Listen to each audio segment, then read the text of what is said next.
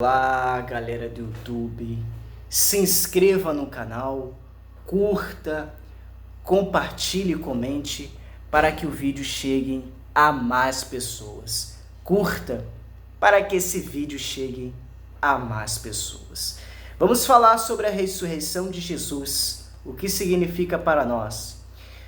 O que alguns líderes religiosos queriam saber e qual foi a reação de Pedro. Nessa ocasião, que deu coragem a Pedro. Pouco tempo depois da morte de Jesus, o apóstolo Pedro se viu diante de um grupo de homens ameaçadores e hostis. Eles eram líderes religiosos judaicos, os mesmos que haviam tramado a morte de Jesus. Esses homens influentes exigiram uma explicação.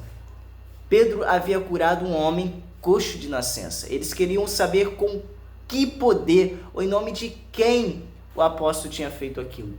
Com coragem, Pedro respondeu: no nome de Jesus Cristo, o Nazareno, a quem pregastes numa estaca, mas a quem Deus levantou dentre os mortos. Por esse é que este homem está aqui, são em pé diante de vós. O homem de Deus, o Filho de Deus, Jesus Cristo. Nós estamos se aproximando do Natal.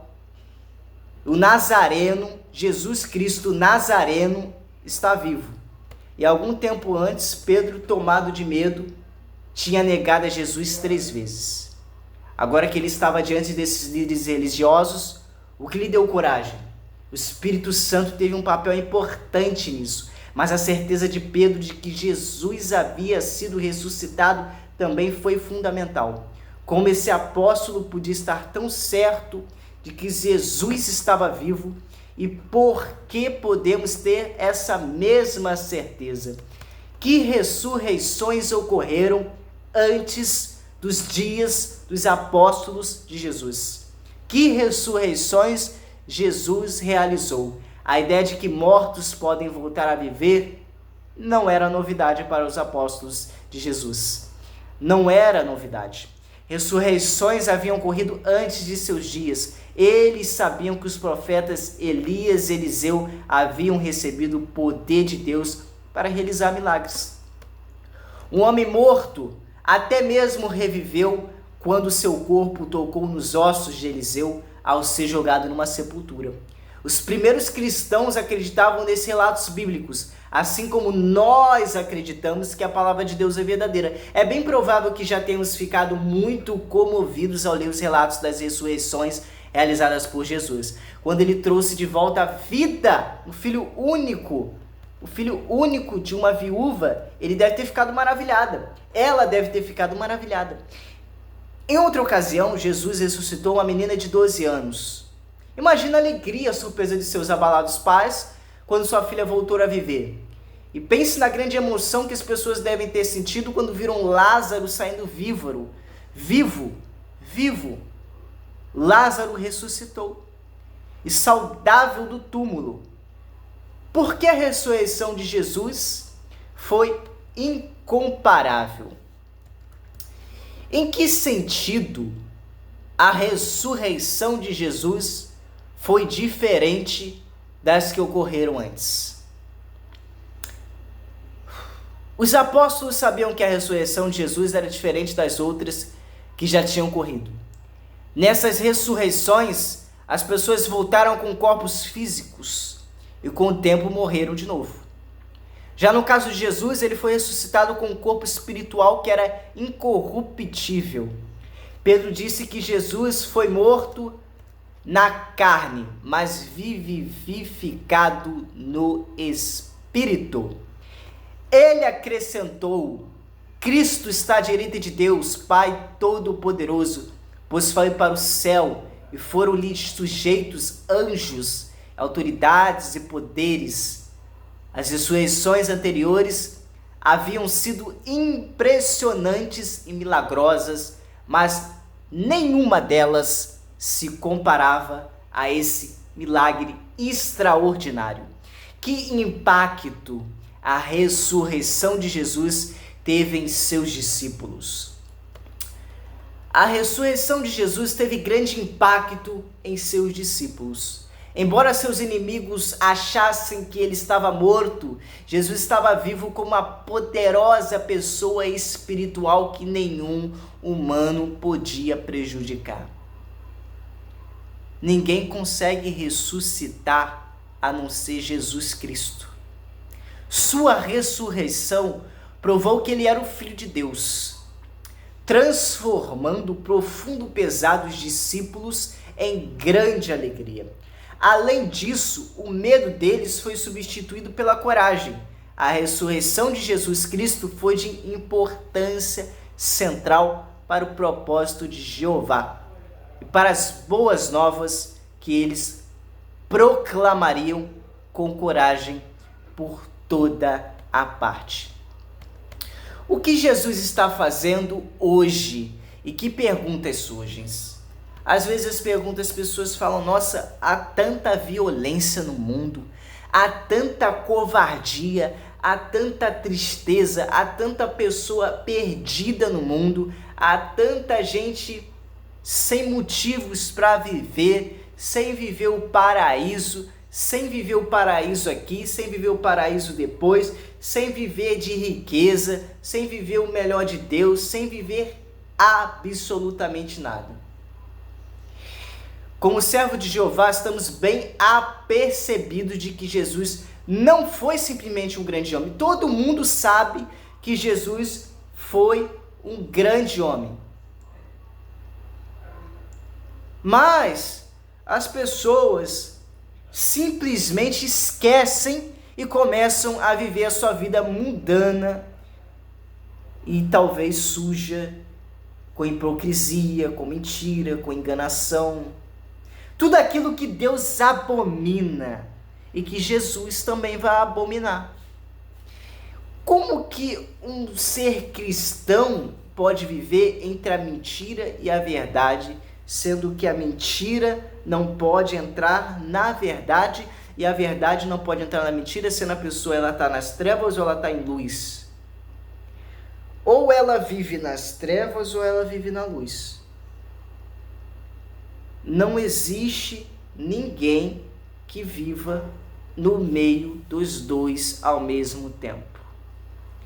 Então essa pessoa pode falar sobre Deus e de repente do nada ela começa a xingar e de repente ela começa a falar um monte de coisa e de repente ela começa a ser ignorante, então ela está indo para as trevas. Ela não é luz, ela é trevas e ela jamais está salva, jamais ela vai ter Deus ali. Ela acha que tem, mas na verdade são trevas.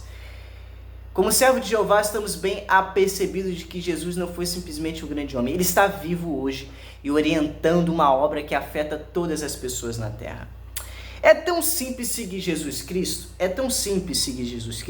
mas Jesus Cristo falou assim: não te prometo riqueza, não te prometo nada. Eu não estou aqui para prometer ninguém riqueza, para prometer fartura, para prometer, porque cada um tem a sua vida e cada um vai ter momentos de fartura, vai ter momentos de riqueza, vai ter momentos de pobreza. Eu não sei da vida de ninguém, só quem sabe da vida de alguém é Deus. Então, Jesus Cristo está acima de tudo. Então, se você quer viver uma vida de riqueza, você pode pedir para Ele 1000 vezes que Ele não vai te dar, porque você não é uma boa pessoa para ser rica. Talvez você não seja uma boa pessoa, então você vai sempre ser pobre, porque se você for rico, você nunca vai ser uma pessoa rica, porque você não serve para ser rico. Você nasceu para ser pobre. Talvez você nasceu para ser pobre porque talvez não é, porque se você fosse rico, todo o seu dinheiro você gastaria com bebidas, você gastaria com fartura, você gastaria, e talvez a maldade entraria no seu coração e talvez você seria uma pessoa podre e realmente você não viveria o paraíso de Deus. Então, Ele está vivo hoje orientando uma obra que afeta todas as pessoas na terra. Como Rei do Reino Celestial de Deus, Jesus Cristo em breve eliminará toda a maldade da terra e a transformará num paraíso onde as pessoas viverão para sempre. Lembrando, gente, que o que eu acabei de falar aqui é real. Deus não vai te dar riqueza se você não é uma pessoa que é para ser rica. Deus não vai te dar R$1 milhão porque você é bonzinho, ou porque você é um sortudo, ou porque você ajudou o próximo. Não, Ele quer que você seja esse milionário para você ajudar as outras pessoas. E talvez, muitas das vezes, você não vai fazer isso. Por isso, Ele não vai te dar esses R$1 milhão, mas nunca, Então, certamente, como Rei do Reino Celestial de Deus, Jesus Cristo em breve eliminará toda a maldade da terra e a transformará num paraíso onde as pessoas viverão para sempre. Nesse viverão para sempre, a gente vai viver na fartura, na abundância, na felicidade. Nada disso seria possível se Jesus não tivesse sido ressuscitado.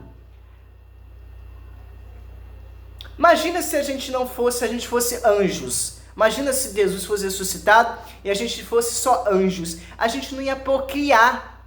A gente não seria carne. E é ruim não ser carne, porque tudo tem um sentido. Se você é carne, é para viver da carne em todos os sentidos. Se de repente você ainda não sentiu toda a sua carne de todos os aspectos possíveis da vida que pode surpreender para você, você não é um ser humano, você ainda está sendo adaptado, porque você precisa experimentar tudo da carne e tudo do espírito e da carne, para você se transformar o tempo inteiro em Deus. Então, que motivos temos para acreditar que Ele foi levantado dentre os mortos? O que a sua ressurreição significa para nós? Jeová mostra seu poder sobre a morte. Os líderes religiosos judaicos solicitaram que o túmulo de Jesus fosse feito seguro. O que aconteceu quando duas mulheres foram ao túmulo?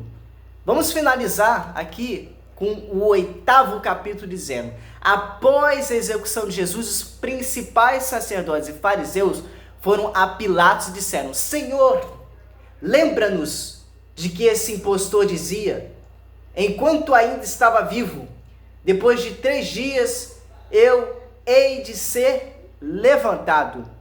Portanto, ordena que o sepulcro seja feito seguro até o 3º dia, para que não venham aos seus discípulos e os furtem, e digam ao povo, ele foi levantado dentre os mortos. Esta última impostura seja pior do que a primeira.